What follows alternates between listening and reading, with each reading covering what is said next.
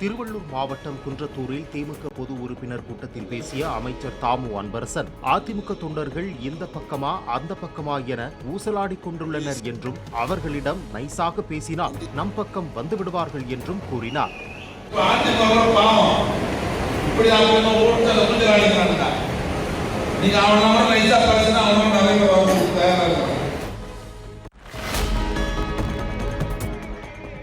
ஈரோடு மாவட்டம் சத்தியமங்கலம் அருகே உள்ள புஞ்சை புளியம்பட்டியில் விநாயகர் சதுர்த்தியை முன்னிட்டு இந்து முன்னணி சார்பில் வட்டமலை ஆண்டவர் கலைக்குழுவைச் சேர்ந்த பெண்கள் ஒரே நிற சீருடை அணிந்தபடி வள்ளி கும்மி ஆட்டம் ஆடினர்.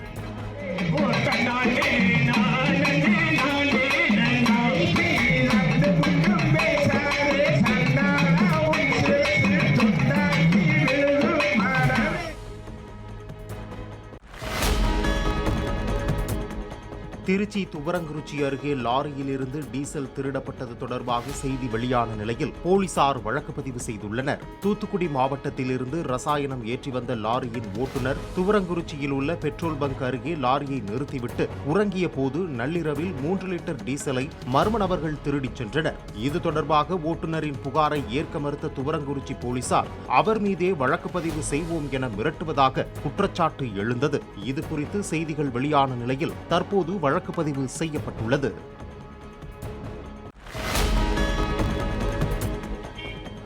வேலூர் மாவட்டம் பள்ளிகொண்டா குடியாத்தம் சாலையில் அணைக்கட்டு எம்எல்ஏ நந்தகுமார் திடீர் ஆய்வு மேற்கொண்டார். அம்ருத் 2.0 திட்டத்தில் சாலையில் சீரமைப்பு பணிகள் நடைபெற்று வரும் நிலையில் அதனை வரும் 20ஆம் தேதிக்குள் முடிக்க வேண்டும் என அதிகாரிகளுக்கு உத்தரவிட்டார். தொடர்ந்து குடியாத்தம் சாலை ராகவேந்திரா நகரில் போடப்பட்டுள்ள பேட்ச் ஒர்க் பணிகளை துடைப்பம் கொண்டு சுத்தம் செய்து பார்வையிட்ட அவர் அதே தரத்தில் பள்ளிகொண்டாவில் உள்ள தெருக்களிலும் மேற்கொள்ள வேண்டும் எனவும் அறிவுறுத்தினார்.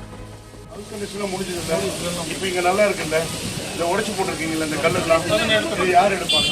யார் எடுப்பாங்க சார்? யார் சார் எடுக்கணும்? யார் சார் எடுக்கணும்? யார் எடுக்கணும்? இது எவ்வளவு பெரிய வேலை, இது சின்ன வேலை தானே. இது எடுத்துட்டீங்கன்னா இந்த ஏரியா ரோடு கம்ப்ளீட் ஆகும்.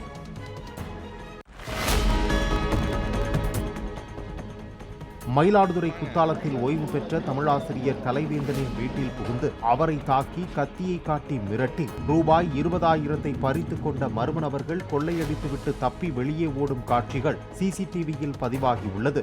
அதன் அடிப்படையில் விக்னேஷ் மற்றும் சிறுவர்கள் 2 பேர் உள்பட 3 பேரை போலீசார் கைது செய்தனர். தலைமறைவான அஜய் என்ற இளைஞரை தேடி வருகின்றனர்.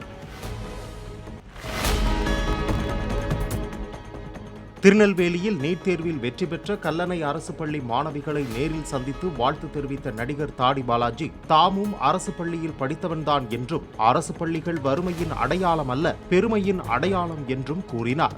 வாழ்வில் எத்தனை உயரங்களுக்கு சென்றாலும் நம்மை படிக்க வைத்த பெற்றோரையும் படிப்பை சொல்லிக் கொடுத்த ஆசிரியர்களையும் மறக்கக்கூடாது என்றும் மாணவிகளுக்கு அவர் அறிவுறுத்தினார். அரசு பள்ளி வறுமையின் அடையாளம், நம்ம பெருமையின் அடையாளம்.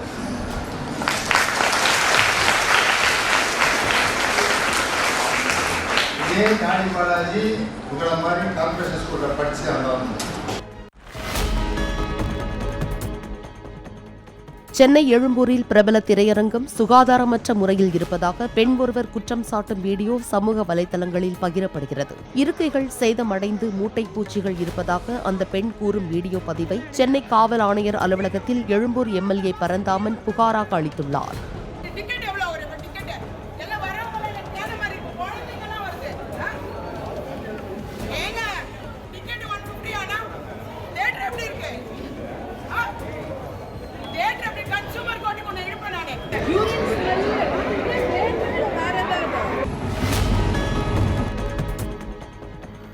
மீனவர்கள் 12 பேருக்கு 1.5 கோடி ரூபாய் அபராதம் விதித்த இலங்கை அரசை கண்டித்து தூத்துக்குடி அருகே மீனவர்கள் உண்ணாவிரதம் மேற்கொண்டனர். இலங்கையில் சிறை வைக்கப்பட்டிருக்கும் 22 மீனவர்களை உடனடியாக விடுவிக்கவும் அவர்கள் வலியுறுத்தினர். மீனவர்களிடம் தொலைபேசி மூலம் பேசிய தூத்துக்குடி மாவட்ட ஆட்சியர் இளம் பகவத் நிலைமையை விளக்கினார்.